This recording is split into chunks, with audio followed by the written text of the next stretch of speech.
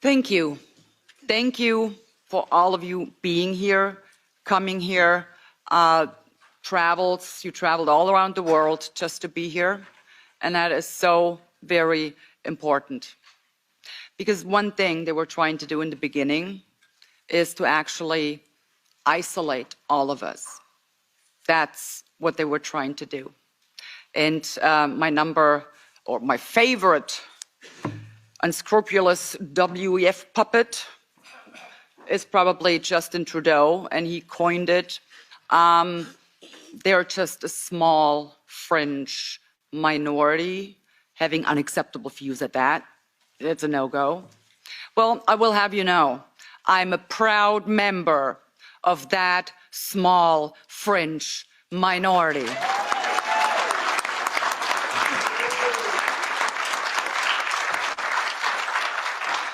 But what were they actually doing? Well, they were instilling a sense of disenfranchisement, isolating people. And I'm particularly grateful that Mr. Christoph pointed that out in his presentation, because that was part of the game. They wanted to isolate us, because isolated people, it's called gaslighting, triangulation, which is actually psychological abuse. They subjected us to a state of psychological warfare. That's what we had to deal with. But you know what? Looking at all of you, they did not succeed. Because globally, the networking began. And I'm so grateful and I feel so blessed to see so many people that I have had the pleasure to meet personally in these past 2 years. Thanks again for coming, because we actually are a big family now, and they have no idea how many of us there actually are. It's billions.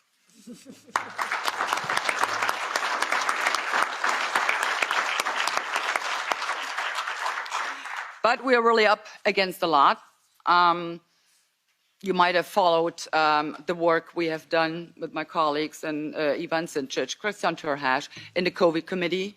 And despite everything we shed light on, despite all the lies, despite all the false narratives, despite all the misinformation, we uncovered and actually forced them to having to admit to, despite all of that, they are still determined to pull through with their plan.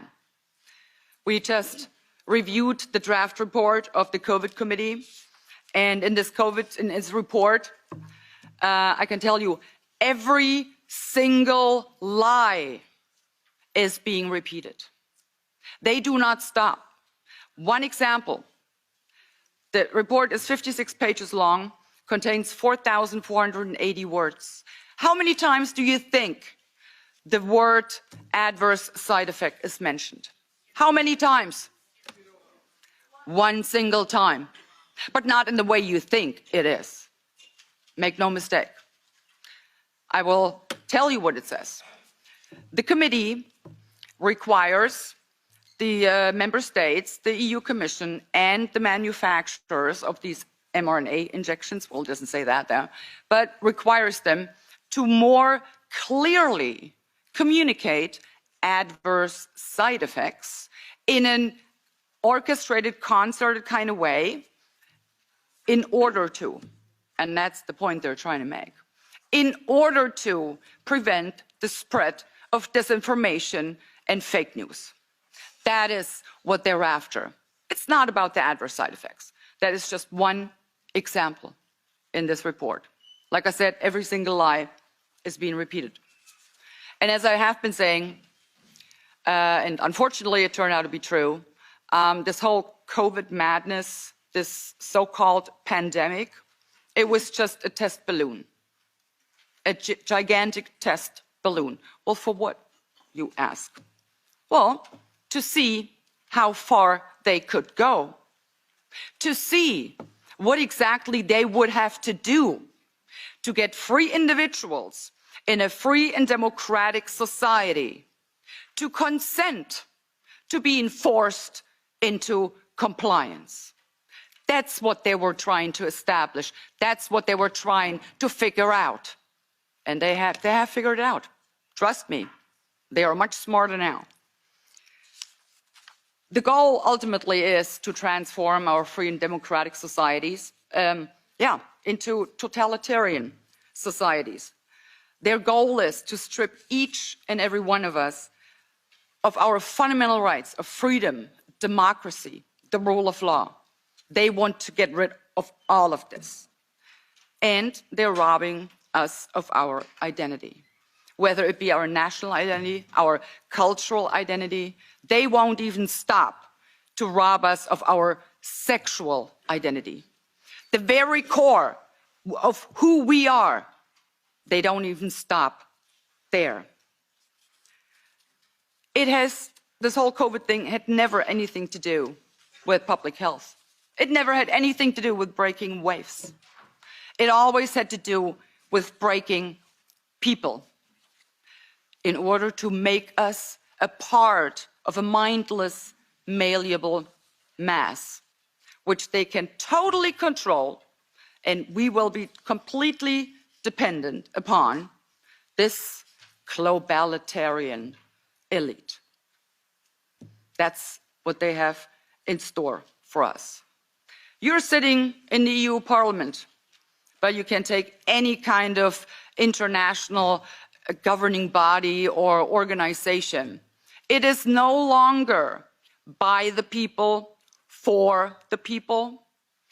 From now on, it will be by the globalitarian elites, for the globalitarian elites, and nothing else.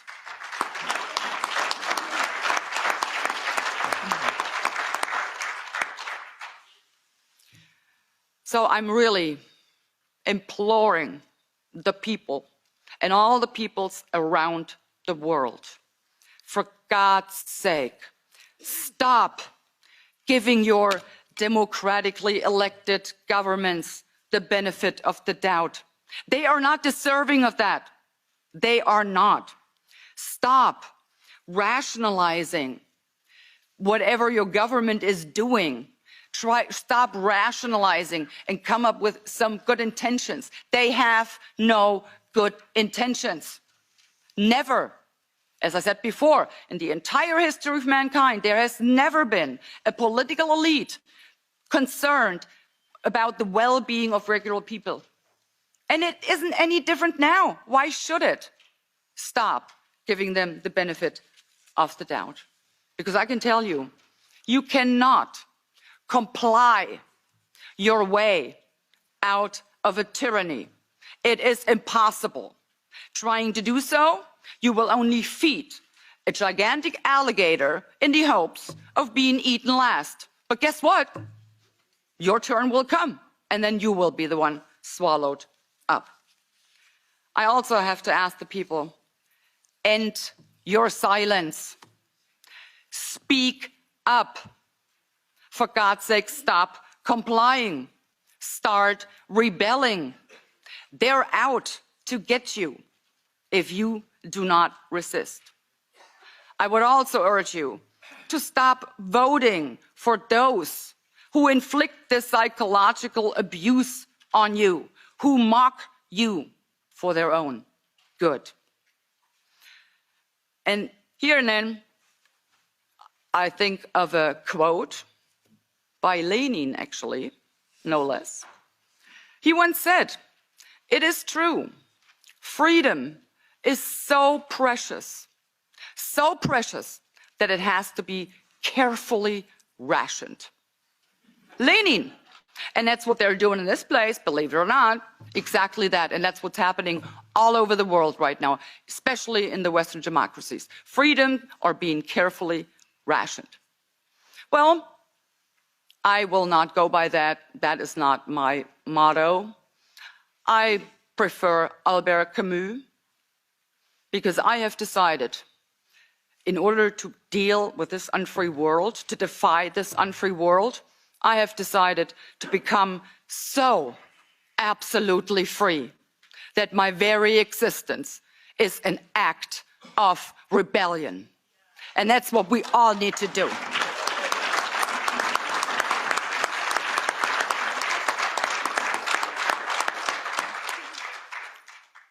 So I will continue to fight, and I'm sure my colleagues will continue to fight the globalitarian elite.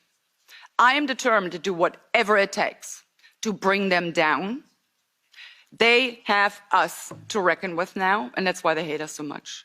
Because we bother them, we are a nuisance, we're annoying them, and we are exposing whatever they're planning for us.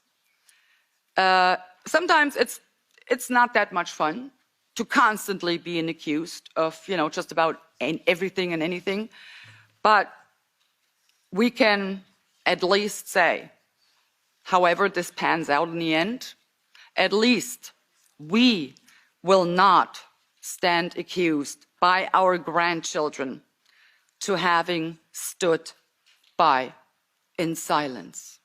We will not have to justify to our grandchildren why we were followers. It's not us. We're not followers. We're critical thinkers, and we will expose all of that. So we will not have to answer to our grandchildren why this happened. Again, I might add, again. They haven't learned anything. But, and I'm convinced of that small, fringe minority, it is so huge. Like I said, it's billions and billions of people around the globe. So the gaslighting, the psychological abuse, none of this will actually happen. And if I've come to realize one thing in these past 3 years, it is this. I'm an elected representative of the people, by the people, for the people. I represent your best interest.